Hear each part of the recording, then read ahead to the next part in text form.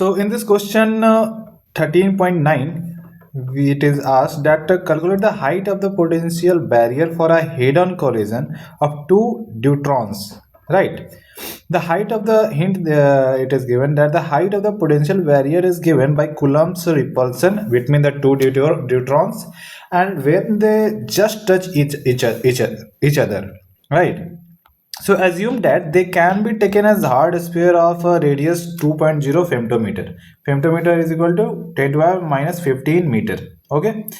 So now let's try to see that what this question has asked and what is the concept behind it. So we have two things, right? We have two things. One is fusion, and the second is fission. In fission, what happened? We have a nucleon and a nucleus, and that get fused into two nucleons, right? Two nuclei, right? Two a small nuclei or daughter nuclei, right? And in fusion, what happens? We have two nuclei, and that get combined to form one main nucleus, right? So this is the thing that happens here. But this fusion, it is said that the fusion is much more easy than fusion. Why? Because we have to just break that nucleus. But what happen in fusion is we have to keep that two nucleus together very near, less than the distance must be less than 2 femtometer between the nucleus, so that the nuclear force will going to dominate. So less than 2 femtometer if it is there, so the nuclear force dominates. And if the distance is greater than 2 femtometer, the Coulomb's force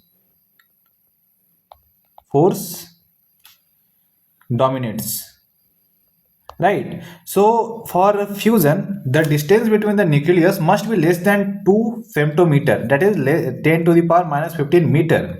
And it is not easy task because the both nucleus is positively charged, and you know that the positively charged nucleus, that the Coulomb's law, the force between this positively charged nucleus is kq square by r square. So as the distance will going to decrease, the force is going to get in, and the force is going to get increased between them so much. Like if the value of this r square is going to decrease, the force will going to increase so much, right?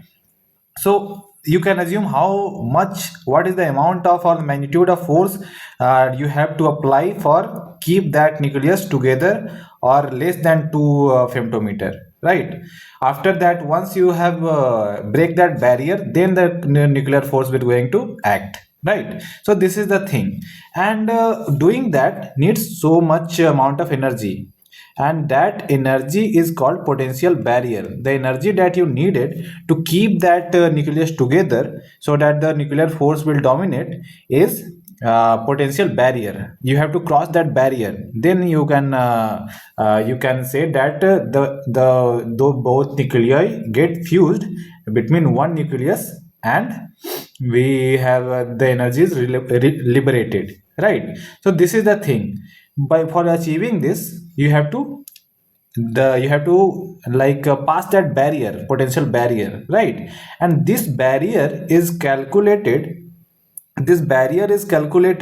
by the potential energy formula of Coulomb's potential energy formula, electrostatic potential energy, right? So potential energy is nothing but the electrostatic potential when two nuclei just touches each other, right? So this is the thing. Now let's solve this question, and I have written here that how you have to write the answer of this question step by step, right? So first of all, given that, so you have to write the given that section. Two deuterium that is given, then charge on each deuterium is 1.6 into 10 minus 19 coulomb. Then radius of is 2 femtometer. Distance between this is 4 into 10 to the minus 15 when after converting it. Then Coulomb's constant, 9 into 10 to the 9. And you have to write the definition of this potential barrier. What is it? For extra marks if you want. And then after that, applying formula of potential energy, electrostatic potential energy, that is k q square by r. And you have to put the value. You know the value of k, you know the value of q, you know the value of r, that is distance between these two nuclei, right? You will get the energy between the potential energy that is needed for getting that charges together, right? Once you have calculated that, you can also convert that into electric volt, in which maximum the answer is given, and that you will get 3.6 into 10 to the 5 electron volt.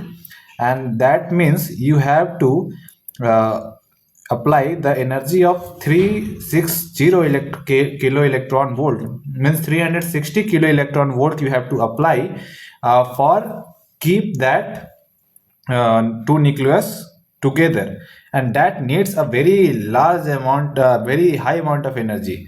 And that's because this type of fission reactions occurs only in sun, only in sun, right? Only in sun, because what happens on sun is the temperature is very high.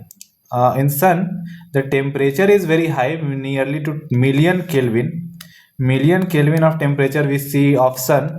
That's why what happened, it gives a favorable condition for fission to occur, right?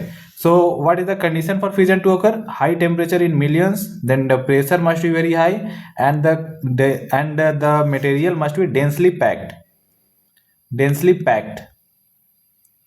right? So this is the condition for this. And that from there you can assume that how much energy it needed to keep that, to make that collision of the two nucleus, and liberate energy from there, right? So this is the thing. And the calculation is very easy.